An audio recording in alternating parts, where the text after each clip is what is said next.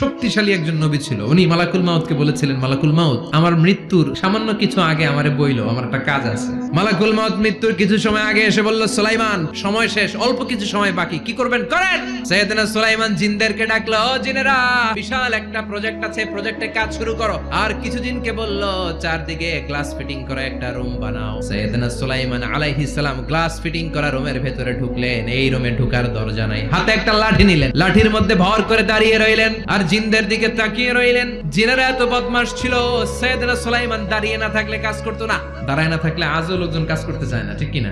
সুলাইমান আলাইহিস সালাম লাঠির মধ্যে ভর দিয়ে দাঁড়িয়ে রইলেন আর বললেন, কাজ করো। জিনেরাও কাজ শুরু করলো। ওদিকে মালাকুল মাউত এসে বলে, ও সুলাইমান সময় তো শেষ। সুলাইমান বলে, সমস্যা নাই, রূহ কবজ করো।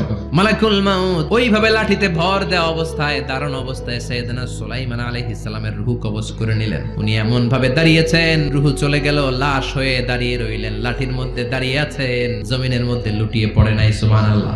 জিনেরা মনে করছে বস দাঁড়ায় আছে, কাজ করতে হবে। করতে করতে পুরা প্রজেক্টের কাজ শেষ। ইন দ্য মিন টাইম ঝিঝি পোকা, উই পোকা সুলাইমান আলাইহিস সালাম লাঠির ভেতরে ঢুকে লাঠিও খেয়ে ফেলেছে। সাইয়েদনা সুলাইমান আলাইহিস সালাম ধপাস করে জমিনে পড়েছে। আর জিনেরা কয়, হায় হায়, খালি খালি কাম করছে এতদিন। সুবহানাল্লাহ কইবেন না?